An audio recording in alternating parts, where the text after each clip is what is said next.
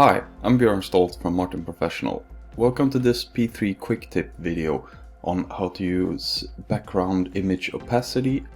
So we can show background image over a canvas. That we have been able to do for a long time. But now from version 5.3, if you go into project options, you will now have a slider for background image opacity that is by default set to 50%. If you set it to 100%, click apply, you see that the background image in the setup view becomes a lot less opaque and just a full-on image. If you set it to something like 15%, hit apply, you see it's a lot more opaque, so it's a lot less visible. So depending on what you need for your background image, you can set it to any value that suits your needs. So that's the new opacity in the background image.